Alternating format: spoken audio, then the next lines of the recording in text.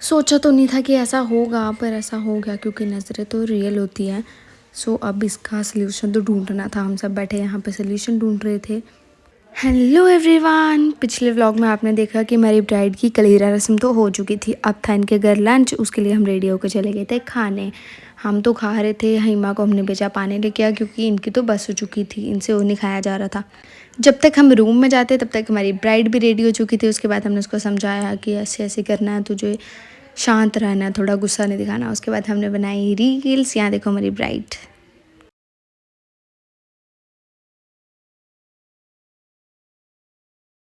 Bride तो ready हो चुकी थी, अब बारी थी हमारी। फिर आकृति हमारी पर्सनल मेकअप आर्टिस्ट, उसने हमें तैयार किया। उसके बाद हमने फिर से बनाई रील्स। रील्स बनाने के बाद हम गए बाहर। वहाँ पर इतनी प्यारी प्लेट सजाई थी ना उन्होंने। हमारे में तो ऐसे नॉर्मल करते हैं, बट वहाँ पे देख के मुझे वो अच्छी लगी। फिर मैंने उसकी भी क्लिप ली। उसके बाद हम चले गए थे नीचे, बारात आ चुकी थी और जीजू के वेलकम की तैयारी भी हमने कर दी थी, वो भी रसगुल्ले के बीच नमक डाल के। हमने ये सब तैयारी तो की। फिर हम गए ऊपर ब्राइड को लेने। तब तक वहाँ लाइट चली गई, मतलब कुछ कट हो गया था, जिस वजह से सबको टेंशन बढ़ गई कि गाने नहीं लगे, ये वो, लाइट चली गया। तो हम सब वही डिस्कस कर रहे थे।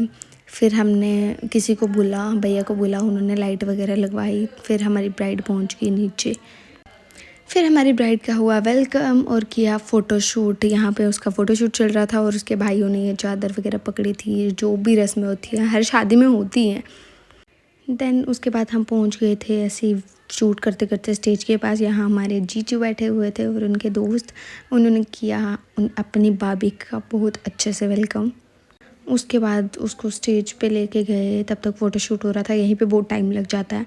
फिर उसके बाद हम खड़े खड़े देख रहे थे शांति से क्या चल रहा है।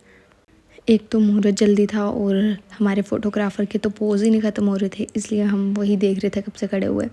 फिर जीजू ने किया प्यारा सा वेलकम हमारी ब्राइड का। फिर आई वरमाला की बारी में और हेमा वरमाला लेके गए। उन्होंने वरमाला वगैरह की, हम भी वहीं पे थे और क्लिप्स नहीं ले पाई मैं।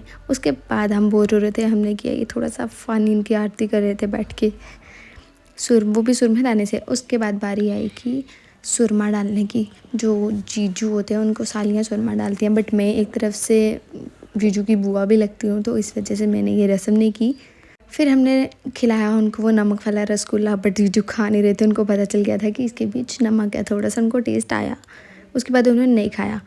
फिर उसके बाद हम ब्राइड को लेकर अंदर आ गए। हमने खाना वगैरह खाया वहीं पे ही, तो भूख भी लगी थी, जिस वजह से हमने कोई क्लिप नहीं ली। उसके बाद यहाँ हमारी ब्राइड देखो, उसको हमने कंफर्टेबल चप्पल दी अपने घर की। उसके बाद ये खुद ही अपना लहंगा उठा के चल पड़ी। मुश्किल होता है हील्स में चलना। उसके बहन ने उसको चप्पल दे दी और खुद नंगे पाँव चल रही थी, उसके पास कोई चप्पल नहीं थी। मतलब ऐसे रास्ते पे हील्स में चलना मुश्किल काम है। फिर इसी तरह से हम पहुँचे ऊपर, घर पहुँचे। घर पहुँचने के बाद हमने की थोड़ी सी रेस्ट। हमारी ब्राइड तो बहुत थक चुकी थी। रेस्ट के नाम पे तो वो सिर्फ बैठना और उठना ही था। उसके बाद फ़ोटोग्राफ़र भैया ने हमें बुला लिया कि आपका फ़ोटो शूट होना है और चलो। फिर उसके बाद हम बाहर गए और यहाँ पर मतलब रोना तो आ नहीं रहा था, बट ठीक है, निकले आंसू की ट्राई ज़रूर करी इसने। फिर हमारी ब्राइड को आई नींद, इतनी देर वो अपनी नानी के पास सो गई। उसके बाद हुआ बदफेरी का टाइम, तब वो उठी। उनकी रस्में शस्में जितनी भी हुई शुरू हुई, मतलब काफ़ी सारी उन्होंने अंदर ही कर दिया। काफ़ी सारा उन्होंने जो रस्म वगैरह करनी थी वो अंदर ही करी, क्योंकि बाहर बहुत ठंड थी। और बेदी के टाइम, फेरों के टाइम उसको बाहर बुला लिया गया। फिर उसके भाई ने भरी फुलियाँ। इसके बाद आया मेन टाइम, जब फेरे होते हैं। फेरों के टाइम तो हर बंदा इमोशनल हो जाता है, हम भी बैठे हुए इमोशनल हो गए थे। फिर उसका सिंदूर भरा गया, सारी रस्में वगैरह होगी। मतलब समझ नहीं आया, टाइमिंग का पता ही नहीं चला कि वो कैसे निकल गया और कैसे ये किसी और की होगी। जितनी भी रस्में होनी थी, ये एक सिंदूर वगैरह जो भी होना था, ये सब हो गया। उसके बाद तब तक सुबह हो चुकी थी।